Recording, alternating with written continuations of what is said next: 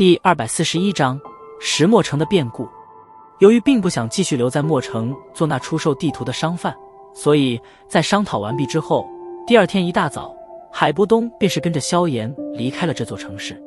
那曾经待了几十年的小商铺之内的东西，海波东并没有带走任何一样。按照他所说，或许以后的某一天，疲倦了纷争的他，或许会再度回到这里，彻彻底底的安心度过余下的日子。站在一处高耸的沙丘之上，海波东最后一次眺望了一眼那坐落在沙漠与陆地交接边缘处的巨大城市，轻叹了一口气，神情略微有些落寞。几十年的隐居生活，也让得性子淡漠的他，对这个地方生出了许些感情。缓缓转过身来，海波东望向一旁的黑山少年，问道：“接下来去哪？”“我想先去一趟石墨城，我的2位兄长在那边。”萧炎将目光投向西北方向，那里是石墨城的所在，微笑道：“上次走得匆忙，有些事情未曾办好，现在还有2个多月的空闲时间，想过去把事情弄妥当。你呢？”“随你吧，我这段时间也没什么地方可去，便先跟着你转悠一下吧。”海波东皱眉沉吟了一会，旋即笑道：“呵呵，那自然好。”闻言，萧炎笑着点了点头，有着一个免费的斗皇级别打手在身边，他当然不会拒绝。“那走吧，以我们的速度，想必1天时间应该便能赶到石墨城。”海波东笑了笑，淡淡的寒雾从体内散发而出，最后在背后凝结成一对晶莹剔透的寒冰双翼。萧炎微微点头，背肩轻抖，那贴在背上犹如一团漆黑纹身的紫云翼缓缓地舒展开来，片刻后便是化为了一对面积比海波东的寒冰双翼还要大上几分的翅膀。目光泛着许些奇异地扫过萧炎背后的紫云翼，即使海波东以前已经见识过了一次，可当下依然是有些忍不住地啧啧赞道：“飞行斗技这种东西，老夫也不过只是听说过，却从未见识过。你这家伙还真是好运，竟然能把它弄到手。哼，这比起老先生的寒冰双翼，速度可是要差上一筹，有何好羡慕的？”萧炎笑着摇了摇头，手掌轻拍了拍背后的巨大玄重尺，双翼猛地一震，身形顿时拔升半空。“走吧，动身了。”轻喝了一声，萧炎双翼急速地震动着，借助着这股浮力，脚掌在虚空一踏，身形化为一道流光，对着远处天际爆射而去。望着前方那飞掠的萧炎，海波东笑了笑，也是震动着斗气之意，快速地追赶了上去。萧炎2人飞行的速度自然远非走路或者其他骑乘可以相比。当初在修行时，萧炎曾经走了将近10来天的路程，在2人近乎毫不停滞的赶路之下，却是仅仅1天时间，便是逐渐地到达了目的地。当天空之上的赤日逐渐西落之时，一座比起墨城要小上几号的城市轮廓，终于是缓缓地出现在了视线的尽头。远远地望着那矗立在风沙中的黄土城市，萧炎微微松了一口气，对着身后的海波东打了个手势，2人的速度猛地暴涨，2道流光犹如暗空中的2颗流星，直接从那石墨城的上空飞掠了进去。石墨城之内，一处高耸的建筑物上，2道人影突兀地闪现而出，居高临下地俯视着这座富有沙漠韵味的城市。站在一处墙墩之上，萧炎轻拍了拍衣衫上的黄尘，虽然一路风尘仆仆，可他的脸庞上却是略微噙着一抹淡淡的欣喜。经过这般长时间的赶路，萧炎终于是确切地感受到了功法进化后所带来的好处。这若是放在以前，他想要从墨城飞掠到石墨城，途中不仅要经常歇息，而且还必须偶尔服下回气丹，方才有可能顺利到达石墨城。然而现在焚诀进化之后，他这一路飞掠而来，除了呼吸急促之外，体内的斗气却依然没有出现匮乏的感觉。这种充盈有余的状态，实在是让得萧炎心中窃喜不已。玄阶功法与黄阶功法果然是2个阶别的东西啊！萧炎在心中感叹着这2种功法间的差距，同时心中对那更高阶的功法再度升起了许些期盼之心。玄阶功法便是这般强横，那地阶呢？天阶呢？到时候恐怕真是具有毁天灭地之能吧。呵呵，走吧，海老先生。在心中感叹了一番后，萧炎对着身后的海波东笑了笑，背负着巨大的玄重尺，径直跳跃下了这处高耸的建筑物。落下地后，萧炎轻车熟路地领着海波东穿过几道街道，然后对着那位于城角位置的墨铁佣兵团缓缓行去。行走在城市之中，萧炎目光在这道本来应该是佣兵汇聚的街道中扫了扫，眉头却是微微皱了皱。不知为何，他总是觉得如今的街道似乎变得冷清了许多。原本那些来来往往的佣兵不仅少了许多，而且很多佣兵的胸口上竟然都是佩戴的同一种徽章。曾经在石墨城待了一段时间的萧炎自然是知道，这徽章是属于沙之佣兵团特有的。有点不对劲啊，这沙之佣兵团的人什么时候变得这么多了？轻轻喃喃了一声，萧炎微眯着眼眸，缓缓地穿过这条街道，下巴微抬，凝视着那在街道尽头处的一座庞大院落。这里便是墨铁佣兵团的总部。以前此处人声鼎沸，极为热闹，而现在街道之上一片凌乱，周围的商铺似乎也是早早地关了门。一阵微风吹来，带着点点荒凉的感觉。出事了！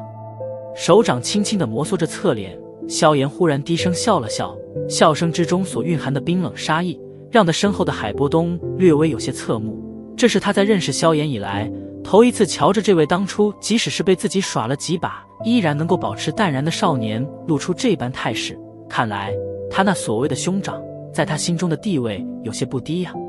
手掌轻轻抚摸着背后的重齿，萧炎面无表情地缓缓对着街道尽头走去。半晌之后，来到那墨铁佣兵团大门之外，微微偏头，在那大门外，以前那杆高高飘扬的佣兵旗帜已经无力地跌倒在地，在那旗帜之上，无数显然的脚印，刺得萧炎眼睛略微有些发疼。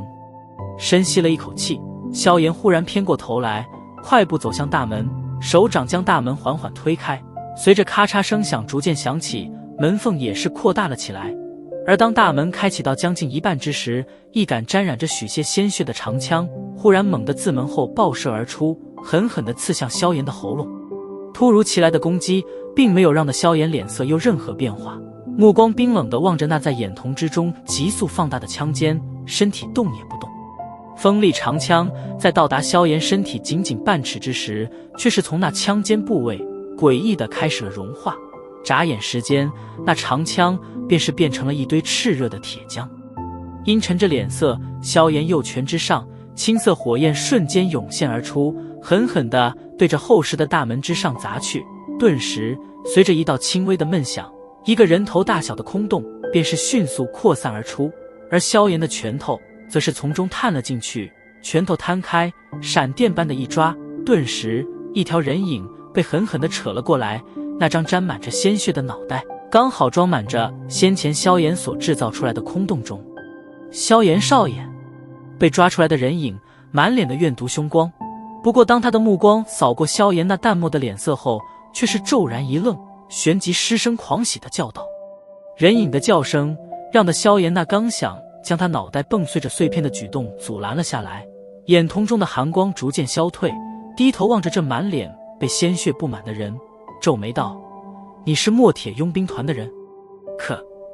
萧炎少爷，我是墨铁佣兵团8分队的队长菲利，上次团长还吩咐我们替您查探沙漠的地下洞穴呢。剧烈的咳嗽了几声，鲜血从男子嘴中流淌而出，他咧开嘴，露出那沾染着鲜血的白色牙齿，憨笑道。眼光逐渐的柔和，萧炎将男子小心翼翼地从孔洞中取了出来，快速地塞进一枚疗伤丹药在其嘴中，眼睛扫了扫他那满身的伤痕，刚欲替他上药，却被他拦了下来。萧炎少爷，您赶紧去训练场吧，我怕团长他们快要支撑不住了。沙之佣兵团这次来的人实在是太多了。服下了疗伤药，菲利脸色略微好了许多，他指着团内训练场的方向，声音嘶哑的道：沙之佣兵团，罗布那杂种好打啊！闻言，手中握着的疗伤药玉瓶猛然被愤怒的萧炎捏成一片粉末，森然的声音中蕴含着难以掩饰的杀意。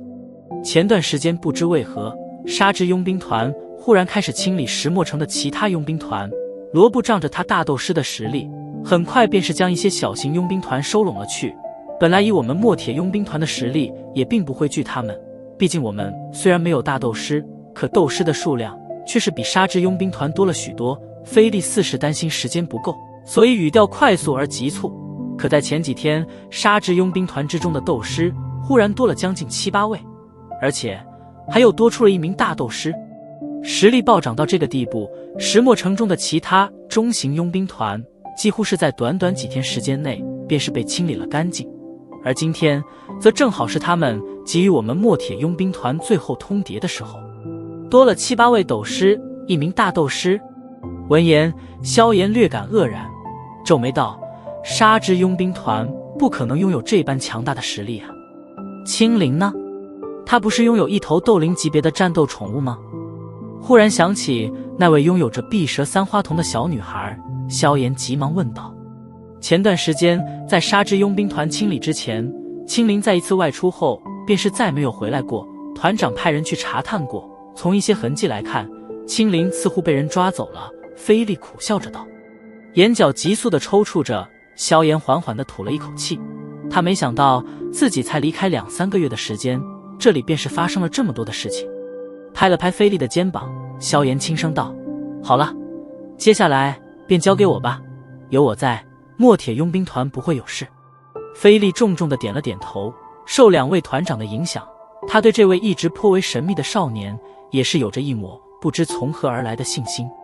缓缓站起身子，萧炎抿了抿嘴，脸庞之上一抹狰狞闪掠而过。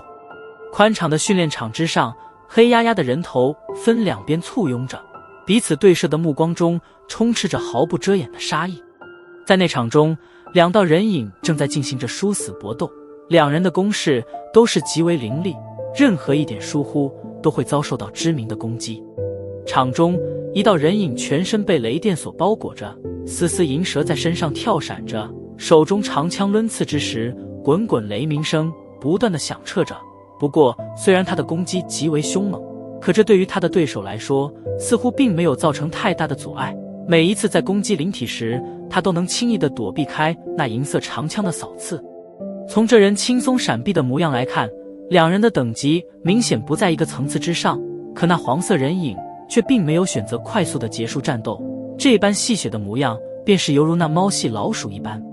广场的一旁，大群的墨铁佣兵团团员双目冒火地望着场中的战斗，他们也清楚那道黄色影子如此举止代表着何种嘲讽与戏弄。在这些人首位，萧鼎面无表情地站立着，只不过那一对眸子之中正缭绕着一股疯狂的怒意。团长，后门也被包围了，我们无路可走了。一名有些狼狈的佣兵从后面挤了进来，声音低沉的道：果然啊，做得真绝。拳头紧紧地握着，萧鼎深吸了一口冰凉的空气，努力让的理智不被怒火所吞噬，淡淡的道：既然不能逃，那便拼死一战吧。想要将我墨铁佣兵团清除掉，不付出让得他们血一般的代价，那怎么行？阴冷地笑了笑，萧鼎忽然偏头道：对了，我让你暗藏的东西弄好了吗？好了。那就好，就算我墨铁佣兵团今日会被灭了，可只要日后小炎子来到这里，他自然会找到那些东西，然后他会为我们展开疯狂的报复的。哼！萧鼎轻轻笑了笑，笑容中有着一抹经常出现在萧炎脸庞上的阴狠。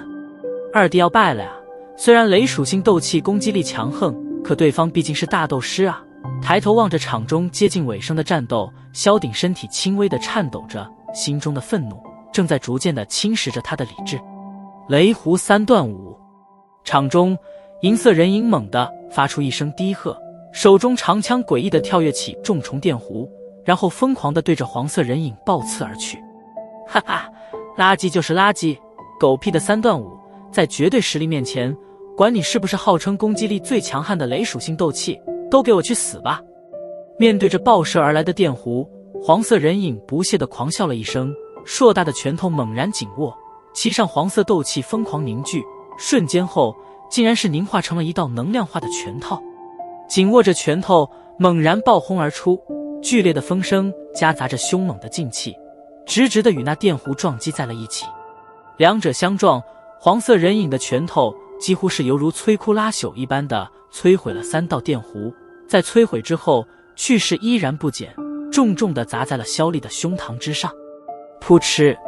遭受到重击，萧丽脸色猛地一白，一口鲜血狂喷了出来，身体猛地插着地面，滑出了10多后，方才重重地撞在训练场边缘的一块巨石之上。哈哈，这点狗屁实力也配与我嚣张？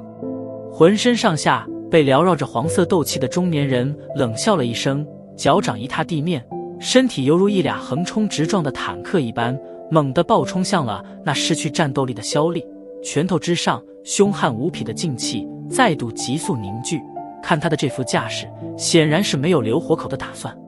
哈哈，死吧！望着那近在咫尺的萧丽，中年人脸庞之上浮现一抹残忍，拳头狠狠地砸了过去。当！就在那双硕大拳头距离萧丽仅仅不足1米距离时，一道黑影闪电般地出现在萧丽身前，手中巨大的黑尺插进地面，而那双暴击而来的拳头则是重重地轰击在了黑尺之上，顿时一道清脆的声响便是在场地中响彻了起来。脚掌插着地面，巨大的劲气使得中年人脚步急速后退了几步，阴沉着脸望着那巨大的黑尺，冷喝道：谁？黑尺微微颤动，旋即被抬了起来，黑山少年那单薄的身躯出现在了众目睽睽之下，将黑尺扛在肩膀之上。萧炎微微抬头，淡漠地望着对面的中年人，手中黑尺豁然指向他，冰冷彻骨的森然声音在广场之中响彻不歇：你的命今天我收了。